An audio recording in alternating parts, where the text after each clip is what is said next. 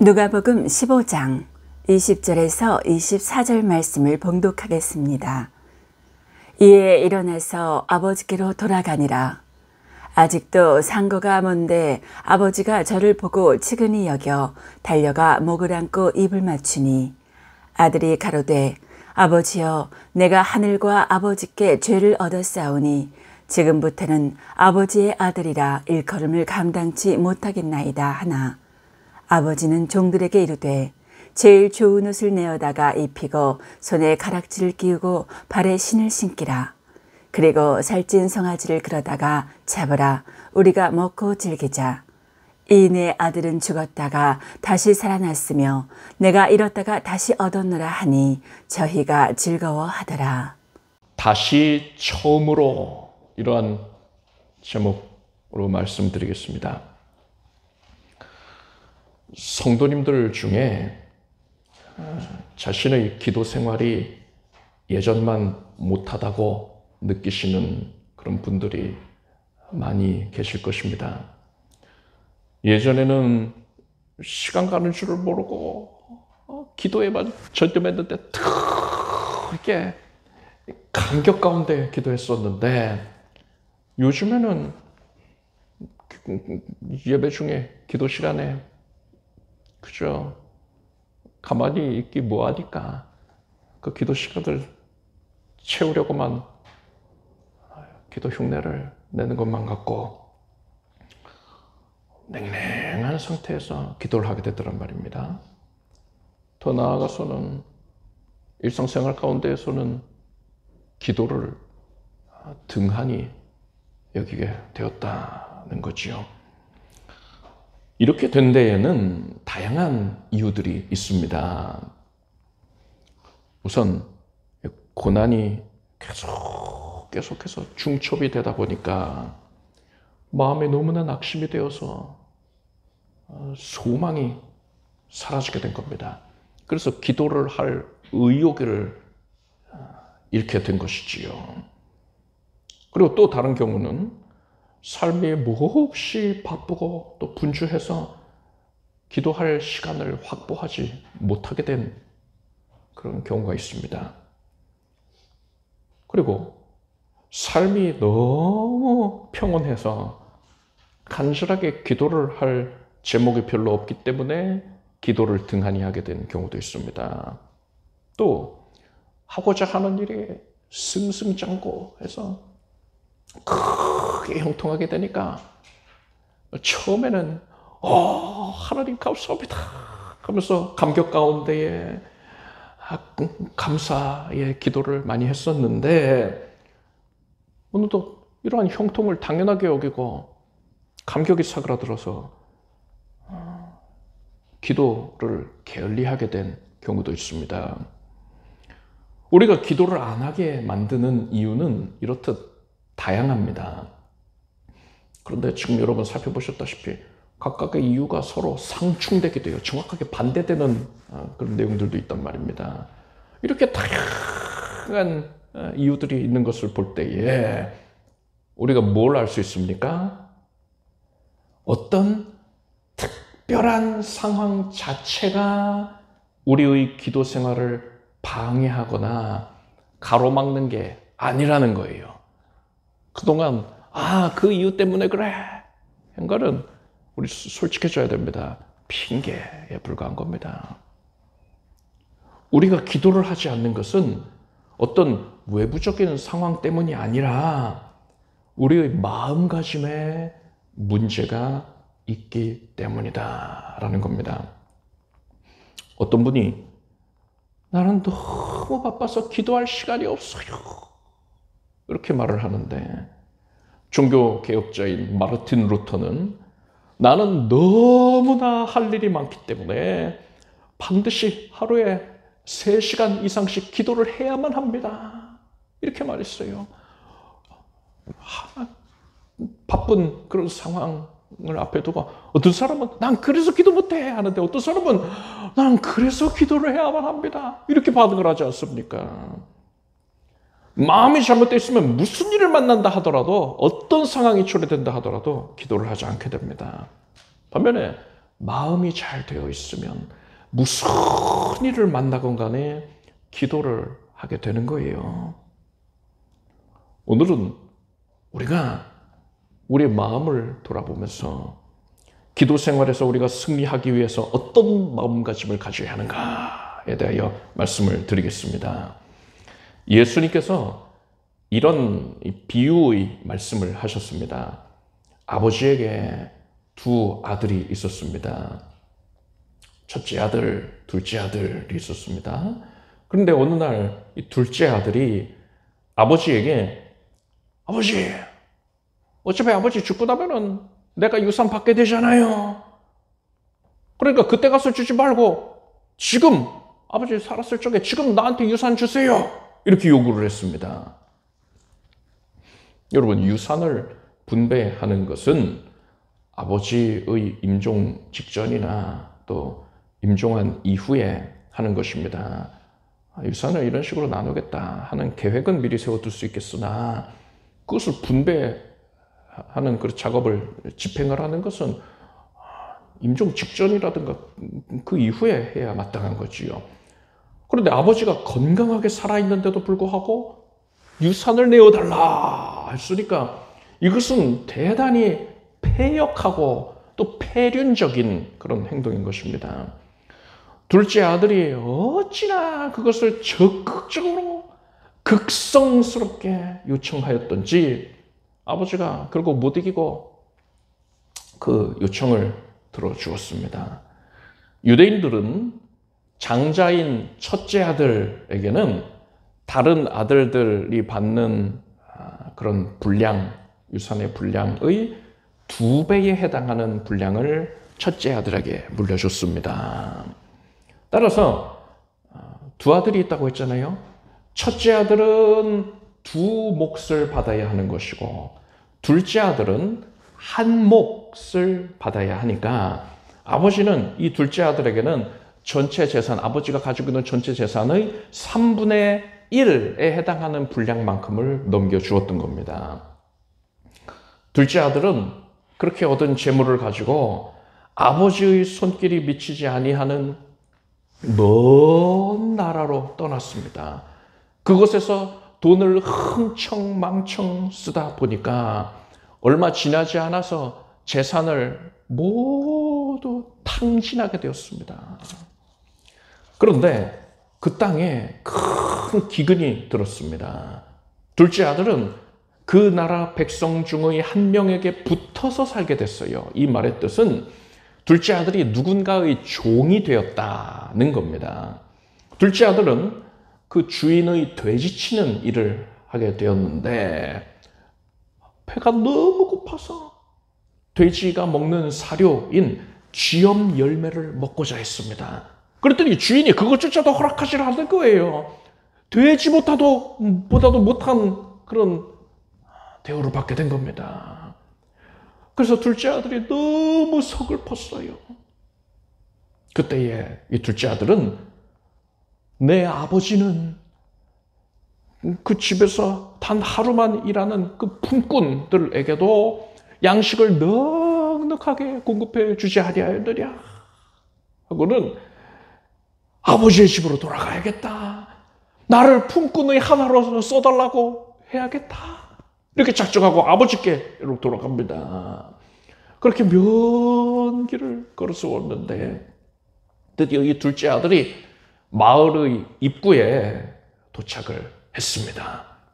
그 몰골이 말이 아니었어요.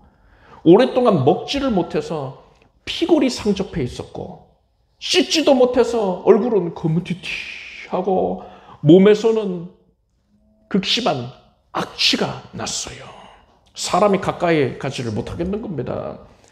옷은 다 떨어져서 누더기 차림이었고 완전히 거지가 된 겁니다. 마을 사람들은 수근수근거리는 거예요. 웬 거지가 우리 마을에 나타났네 하고서는 사람들이 관심이 집중됩니다. 그런데 아버지는 그 모습을 보고는 그가 바로 자신의 둘째 아들이라는 것을 대번에 알아봤습니다. 아버지는 마음이 급했어요. 아들이 집에 당도할 때까지 기다릴 수가 없었습니다. 아버지는 뭐 신발을 신고 있었는지 벗겼는지 모르겠지만 벗은 신발이라도 단숨에 뛰어가서 아들을 끌어안고 입을 맞추었습니다. 이 둘째 아들이 아버지요, 내가 하늘과 아버지께 죄를 얻었사오니 지금부터는 아버지의 아들이라 일컬음을 감당치 못하겠나이다. 이렇게 말을 하려고 하는데 아버지가 그 말을 끊어버립니다. 아버지는 종들에게 좋은 옷을 내어다가 입히고 손에 가락지를 끼우고 발에 신을 신기라. 그리고 살찐 송아지를 끌어다가 잡으라. 우리가 먹고 즐기자. 이 내 아들은 죽었다가 다시 살아났으며 내가 잃었다가 다시 얻었노라 했습니다. 그렇게 둘째 아들을 위한 잔치가 열렸습니다. 이때에 첫째 아들이 등장을 합니다. 첫째 아들은 밭에서 일을 하고 돌아오는 길이었습니다. 그런데 집에서 큰 잔치가 열린 것을 보고는 종들에게 무슨 일이냐? 고 물었습니다. 종은 당신의 동생이 돌아왔기 때문에 당신의 아버지께서 기뻐하여 살찐 송아지를 잡았습니다. 이렇게 대답을 했어요. 이 말을 들은 첫째 아들이 크게 분노했습니다. 이 첫째 아들은 아버지에게 내가 여러 해 아버지를 섬겨 명을 어김이 없거늘 내게는 염소 새끼라도 주어 나와 내 벗으로 즐기게 하신 일이 없더니 아버지의 살림을 이 창기와 함께 먹어버린 이 아들이 돌아오매 이를 위하여 살찐 송아지를 잡으셨나이다. 이렇게 외쳤어요. 아버지께 대드는 겁니다. 이 말을 들은 아버지는 너는 항상 나와 함께 있으니 내 것이 다 네 것이로되 이 내 동생은 죽었다가 살았으며 내가 잃었다가 얻었기로 우리가 즐거워하고 기뻐하는 것이 마땅하다. 이렇게 대답을 했습니다. 예수님께서는 이 이야기를 비유로 말씀하셨습니다. 이 이야기에서 아버지는 하나님을 의미하고 둘째 아들은 구원받은 성도를 의미합니다. 그럼 첫째 아들은 뭘까요? 첫째 아들은 두 가지로 해석을 할 수가 있습니다. 그 첫째는 우선 이 율법주의에 빠져있는 유대인들을 뜻한다 할 수 있어요. 그리고 다른 한편으로는 구원받은 지 오래된 성도를 의미한다고도 볼 수 있습니다. 자, 저는 여기서 이 두 가지 해석 중에 두 번째 해석을 주목해서 말씀을 드릴 것입니다. 즉, 방금 말씀드린 이 이야기에서 돌아온 탕자, 둘째 아들은 갓 구원받은 성도를 의미하는 것이고 첫째 아들, 그의 형은 신앙생활을 오래 해서 타성에 젖어 있는 성도를 의미하는 것입니다. 이 두 아들이 보인 행동에 대해서 더욱 자세하게 살펴보도록 하겠습니다. 둘째 아들이 아버지에게 유산을 당장 달라고 그렇게 요청을 한 것은 아버지가 빨리 죽기를 원하는 것이나 다름없지 않습니까? 그러니까 폐륜이에요. 명백하게 폐륜입니다. 하나님께서는 출애굽기 말씀에 그 아비나 어미를 저주하는 자는 반드시 죽일지니라 하셨습니다. 따라서 유대 사회에서는 이런 악행을 저지른 자는 마을 밖으로 끌려나가서 돌에 맞아서 죽임을 당했습니다. 이 둘째 아들이 아버지에게 유산을 내어달라고 그렇게 조를 당시에나 아니면 또 재산을 막 받았을 그 당시에는 마을 사람들이 이 둘째 아들의 이러한 악행을 알지 못했던 것으로 보입니다. 알았으면 가만 안 놔뒀겠죠. 그런데 이 둘째 아들이 사라진 후에는 마을 사람들 모두가 이 둘째 아들이 얼마나 패역한 자인지를 낱낱이 알게 되었던 겁니다. 게다가 이 둘째 아들은 거지가 되어서 돌아왔잖아요. 그러니 마을 사람들은 그가 하나님께 저주를 받은 자다라고 확신을 하게 되었을 겁니다. 그래서 마을 사람들은 이 둘째 아들을 돌로 쳐서 죽이는 데에 조금도 주저하지 않게 되었던 겁니다. 아버지는 혹시나 내 아들이 살아서 돌아오지 않을까 해서 마을 입구를 하염없이 바라보고 있었습니다. 그런데 어느 날 마을 입구에 거지가 나타난 거예요. 마을 사람들이 모두 다 수근수근거리고 있는데 아버지는 단번에 그가 내 아들이라는 것을 알아봤습니다. 그러니까 아버지 마음이 얼마나 급하겠습니까? 만약에 마을 사람들이 그 거지가 이 집의 둘째 아들이라는 사실을 알게 되면 돌로 쳐서 죽이려고 할 게 뻔했습니다. 그래서 아버지는 그 아들이 자신에게 올 때까지 기다릴 수가 없었어요. 그래서 급한 마음에 자신이 직접 그 아들에게 달려갔던 겁니다. 아버지는 아들을 깨끗이 씻기고 제일 좋은 옷을 입게 하고 신을 신겨줬습니다. 신을 신겨줬다는 게 중요합니다. 당시에 종들은 신발을 신을 수가 없었습니다. 둘째 아들은 타국에서 종노릇을 하고 있었기 때문에 맨발이었어요. 그런 둘째 아들에게 아버지가 신을 신겨줬다라는 것은 아들의 지위를 회복시켜 줬다는 것을 의미합니다. 마을 사람들은 이 마을에 나타난 거지가 둘째 아들이다라는 걸 알고는 그를 정죄하는 마음이 가득했을 겁니다. 저 둘째 아들 아니야? 맞네.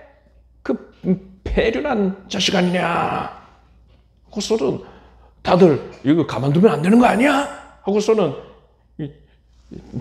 그 둘째 아들을 정죄하는 분위기가 만연했었던 거예요. 그런데 아버지는 그런 마을 사람들 앞에서 큰 잔치를 배설을 합니다. 온전히 이 둘째 아들만을 위한 잔치였어요. 둘째 아들을 정죄하던 자들은 아니 그 악행을 당한 당사자인 이 아버지가 이렇게까지 이 아들을 크게 환대하는 것을 보고는 더 이상 그를 정죄할 엄두를 내지 못하게 되었을 겁니다. 아니 아버지가 이렇게까지 기뻐하는데 이웃들이 나서서 그 아들을 죽이면 오히려 아버지의 마음을 더 상하게 하는 것 아니겠느냐 이렇게 생각하게 되는 것이지요. 여러분 이게 남의 이야기가 아닙니다. 우리가 바로 이런 은혜를 받은 자들이에요. 우리가 둘째 아들인 겁니다. 다윗은 시편 35편 5절에서 주께서 내 원수의 목전에서 내게 상을 베푸시고 기름으로 내 머리에 바르셨으니 내 잔이 넘치나이다 라고 고백을 했습니다. 마귀가 하나님 앞에서 우리를 죄의 권세로 참소하고 있었어요. 우리의 죄를 낱낱이 다 그 정확한 죄과들을 지적을 하면서 하나님 이거 보십시오 이렇게 추악합니다 이렇게 더럽습니다 하면서 참소하고 있는 거예요. 우리는 그 앞에서 고개를 푹 숙이고 두려워서 벌벌벌벌 떨고 있었단 말입니다. 심판을 하나님의 심판을 두려워하고 있었던 거예요. 그런데 하나님께서는 그렇게 우리를 참소하는 마귀의 목전에서 바로 그 앞에서 우리를 위해서 잔치상을 차려주신 것입니다. 기름을 붓는다는 것은 주인이 초대받은 손님을 환영한다라는 의미가 있습니다. 그래서 보통은 주인이 손님에게 그 머리에 두세 방울의 기름을 떨어뜨려 주는 게 일반적이었어요. 그런데 하나님께서는 우리를 얼마나 기쁘게 여기셨던지 우리가 우리를 위해 차려주신 그 상에 앉았으나 굉장히 일이 어떻게 돌아가는 거야 경황이 오기도 하고 또 민망하기도 하잖아요. 그래서 음식에 손을 대지는 못하고 그저 잔을 들고 있을 뿐입니다. 고개를 숙인 채로 그 잔을 들고 있을 뿐인데 하나님께서 우리 머리 위에 기름을 뭐 두세 방울 떨어뜨려 주시는 게 아니라 기름을 한량없이 부으셔서 우리가 들고 있는 이 잔에 기름이 흘러 넘쳐나게 하여 주신 것입니다. 우리를 참소하던 마귀가 그 모습을 보고 얼마나 기겁을 하겠습니까? 너무나 놀라서 마귀가 부끄러움을 당하여서 우리 앞에서 도망을 치게 되는 것입니다.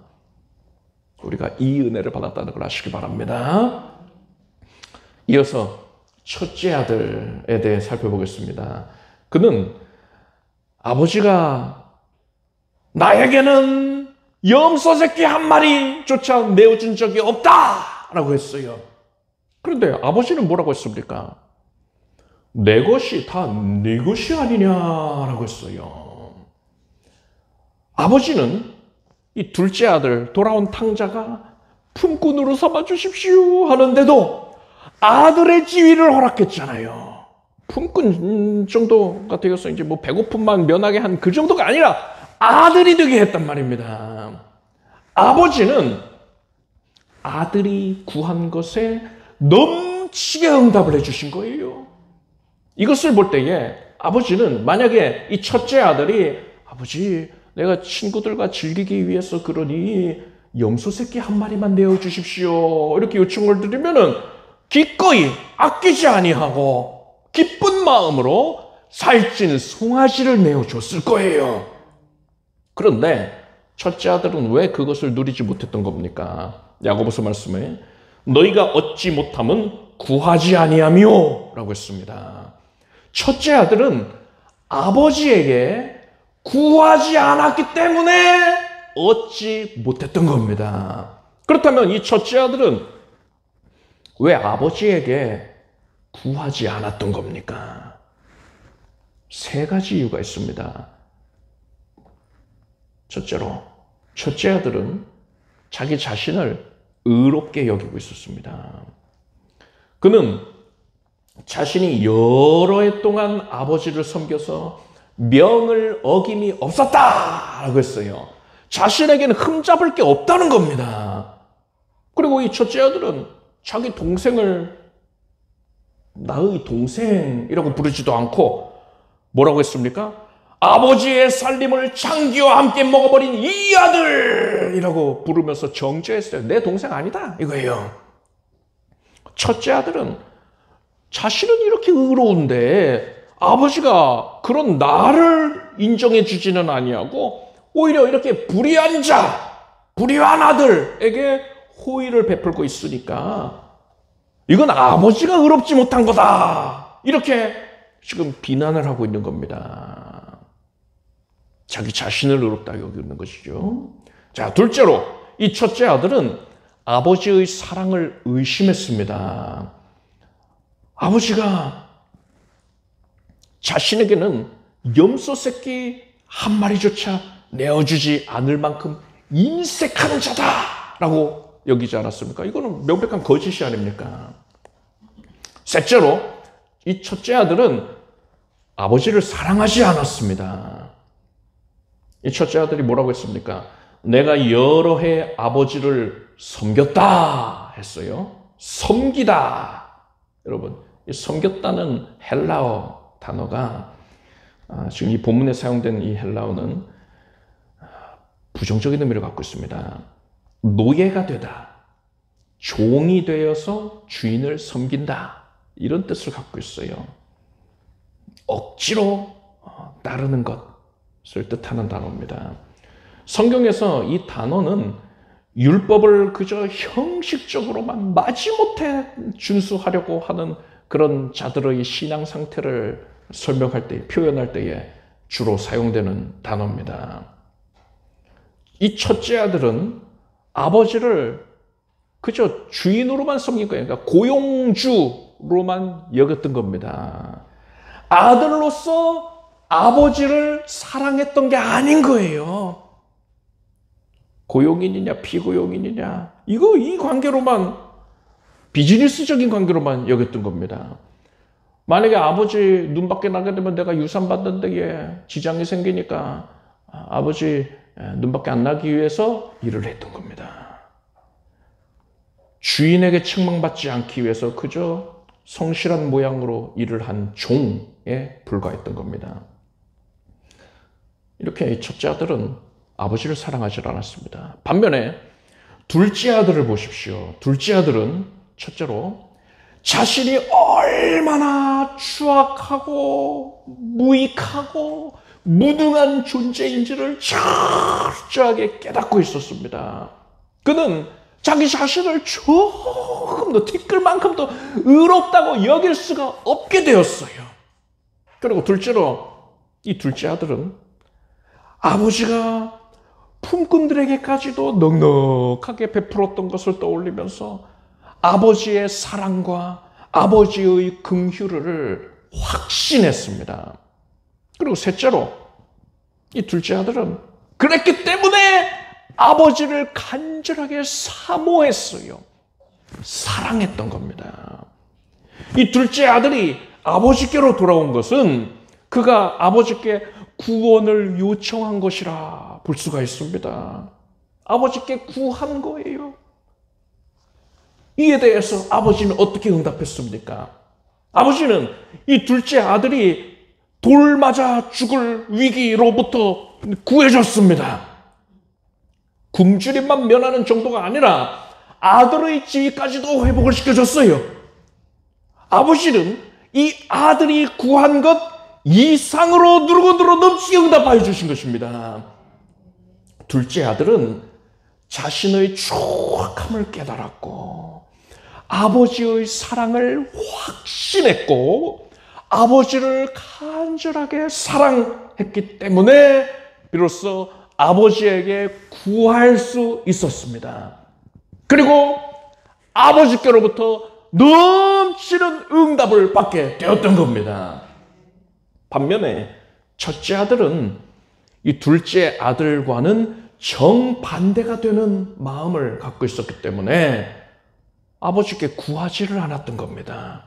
그렇기 때문에 응답도 누리지를 못하게 된 거예요. 우리가 처음 구원받았을 때의 심령의 상태는 둘째 아들, 이 돌아온 탕자와 같다고 볼 수 있습니다. 우리는 나 자신이 얼마나 추악하고 무능한 존재인지, 부정한 존재인지를 절실히 깨닫게 됐어요. 그토록 내가 부정한데도 불구하고 하나님께서 그런 나를 사랑해 주시니 그 사랑을 조금도 의심할 수가 없는 겁니다. 그 사랑에 그 넓이와 길이와 높이와 깊이가 어떠한지를 깨달아 볼수록 그 사랑을 다 확신하게 되는 겁니다. 그리고 그 사랑에 너무너무나도 감사해서 하나님을 간절하게 사랑하게 되는 것입니다. 그런데 시간이 지나고 신앙생활에 익숙해지면서 우리의 심령의 상태는 점점 첫째 아들의 모습으로 변해가는 겁니다. 우선 자기 자신을 의롭다고 여기게 된 거예요. 첫째 아들이 그랬듯이 다른 성도들을 정죄하고 판단하는 모습을 보였단 말입니다. 그리고 더 나아가서 하나님의 사랑을 의심하게 되었습니다. 내가 기도해도 안 들어주시더라. 이런 생각에 사로잡혀서 결국 하나님을 사랑하는 마음이 사들하게 식어져 버리게 된 겁니다. 첫째 아들은 여러 해 동안 성실하게 일하였다고 했습니다. 마찬가지로 우리는 여러 해 동안 예배에 잘 참석했지만 이것은 어디까지나 형식적으로만 그렇게 한 것이지 하나님을 사랑하는 마음은 결여가 되어 있었다는 거예요. 우리의 심령이 이런 상태가 됐기 때문에 우리는 첫째 아들이 그랬던 것처럼 아버지께 구하지를 않았던 겁니다. 기도를 하지 않게 된 거예요. 앞에서도 말씀드렸지만 기도를 하지 않게 된 것은 절대로 외부의 상황과 환경 때문이 아닙니다. 전적으로 나의 마음이 첫째 아들 같아졌기 때문인 거예요. 우리는 이 사실을 이제 깨닫게 되었다면 마음 아파해야 합니다. 그리고 이제 우리는 우리의 심령의 상태를 변화시키기 위해서 반드시 노력해야 합니다. 우리는 죄악된 육신에, 죄에 오염된 육신에 거하고 있기 때문에 이 세상 사는 동안에 우리의 속사람도 자꾸만 그러한 것에 영향을 받아서 첫째 아들이 그랬던 것처럼 우리의 심령이 완악한 상태로 변해가는 겁니다. 첫째 아들이 되어가는 거예요. 그게 당연하다, 자연적인 모습이다 라고 할 수 있습니다. 그렇기 때문에 우리는 날마다 처음 구원받았던 심령의 상태로 돌아가기 위해서 이 돌아온 탕자, 둘째 아들의 심령으로 변화되기 위하여서 우리는 노력해야만 하는 겁니다. 사도 바울이 디모데전서 말씀에 죄인 중에 내가 괴순이라 했습니다. 바울이 이런 고백을 하는 것은요, 자신이 처음 구원받았던 그 당시의 심령의 상태를 떠올리고 그것을 회복하기 위한 몸부림이라고 할 수 있습니다. 기독교인들을 박해했잖아요. 스데반 집사를 돌쳐 죽이는 데에 자기가 가장 앞장서지 않았습니까? 죄인 중에 나는 괴수인데 그런 나에게 하나님의 은혜를 주셨구나. 처음 구원받았던 그 심령의 상태를 항상 떠올리고 그것을 회복시키기 위해 애썼던 겁니다. 그러한 노력의 결과로 인하여서 바울은 뭐라고 했습니까? 겉사람은 후패하나 우리의 속은 날로 새롭도다 했어요. 바울은 겉사람, 육신의 모습은 날로 쇠하여져 가지만 그것과 상관없이 그의 심령은 날마다 이 처음 구원받았을 당시의 모습을 회복하고 또 회복해 갔다는 것입니다. 그래서 바울의 그 내면에서는 기도가 그치지를 않았던 거예요. 하나님께서는 바울이 이러한 심령, 처음 구원받았을 때의 감사와 감격에 사로잡혀있던 이 심령으로 드리는 기도, 끝없이 아뢰는 이 기도를 기쁘게 받으셨고, 그래서 누르고 흔들어 넘치도록 항상 응답을 충만히 내려주셨던 것입니다. 여러분, 신앙을 쇄신하는 것은 절대로 특별한 게 아닙니다. 어떤 특별한 경지에 도달해야 된다 이런 게 아니에요. 한 가지밖에 없습니다. 처음 구원받았을 때의 심령의 상태를 회복하는 것입니다. 그럴 때에 막혀 있었던 기도의 통로가 뚫리게 되는 거예요.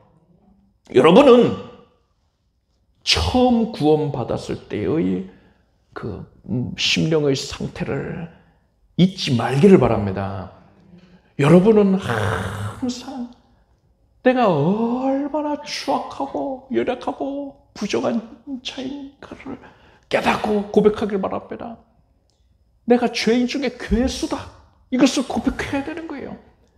그리고 그런 나를, 추악한 나를 외면하지 아니하시고 은혜를 베풀어 주신 하나님의 사랑을 확신하기를 바랍니다.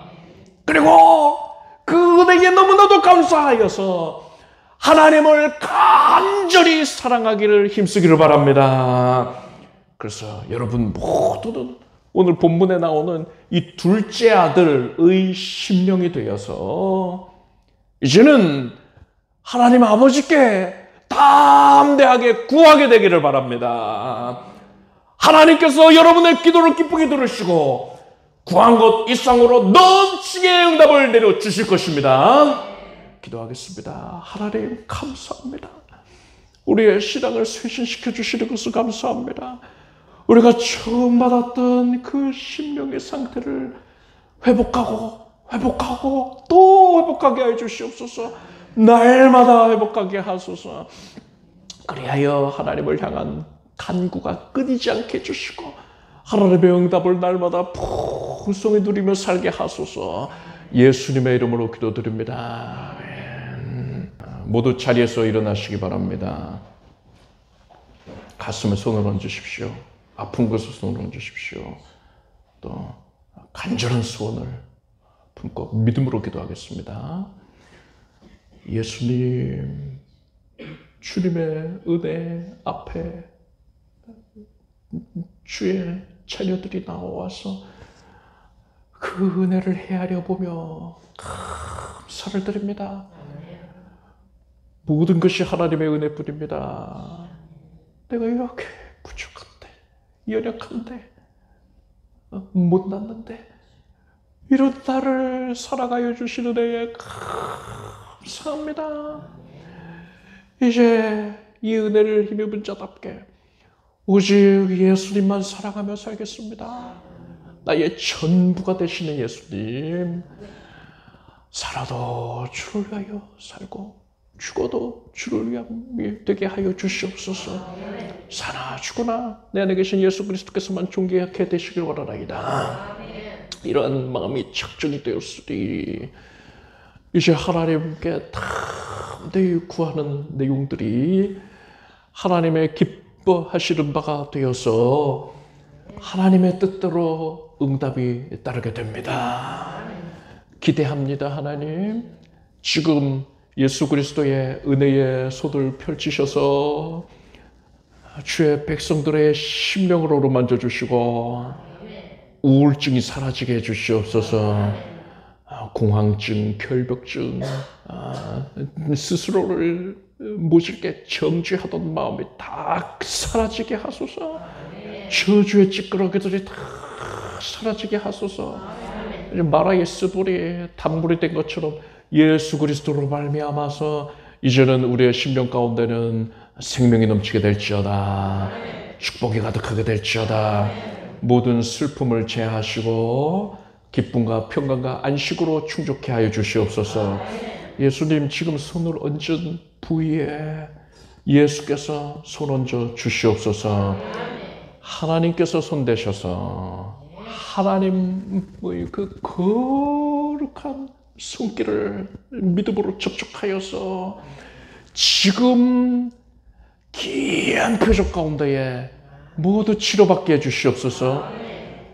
예수 이름으로 암세포가 사라지고 염증이 사라지고 종양이 사라지고 결석이 사라지고 모든 사망의 세력이 흔적도 남기지 말고 사라질지어다.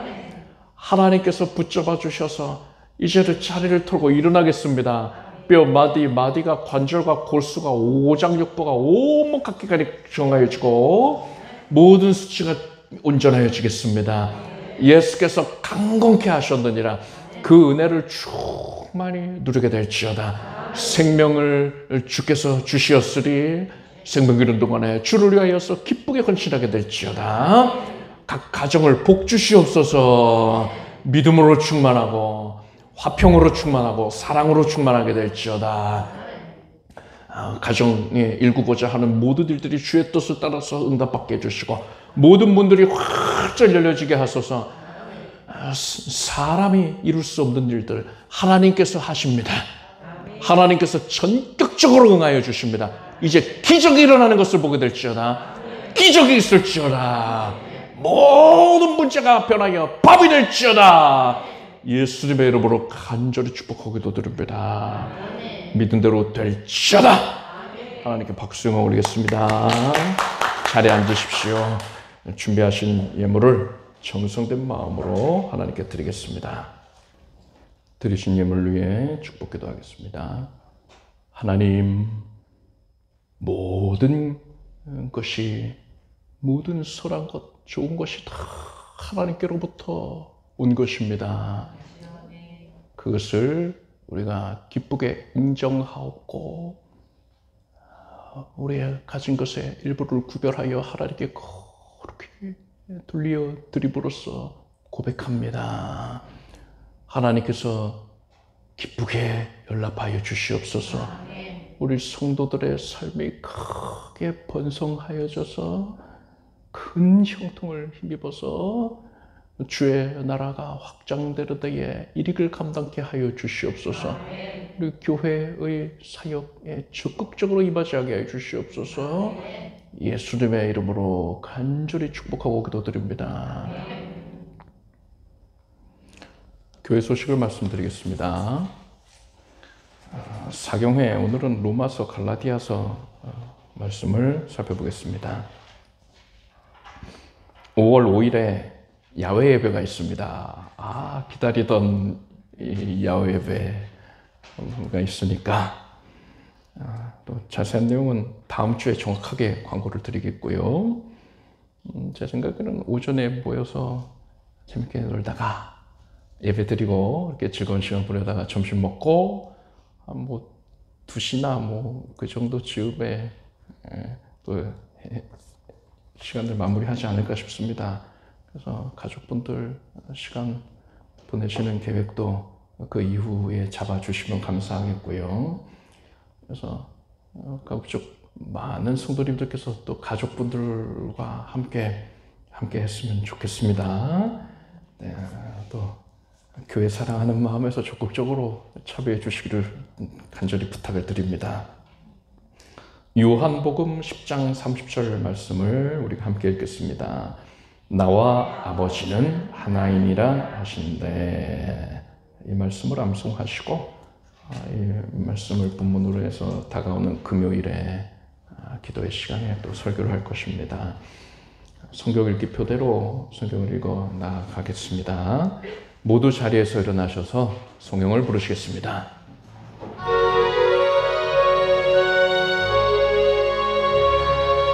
성부, 성자, 성령께 찬송과 영광 돌려 보내세. 태초로 지금까지 또 영원 무궁토록 성삼위께 영광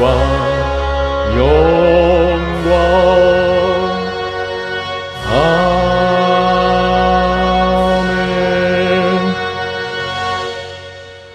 우리 주 예수 그리스도의 무한하신 은혜와 하나님 아버지의 사랑과 성령님의 교통하심이 주일 예배의 기쁨과 정성으로 함께하는 살아가는 주의 백성들을 위해 영원히 함께 없으기를 축원합니다.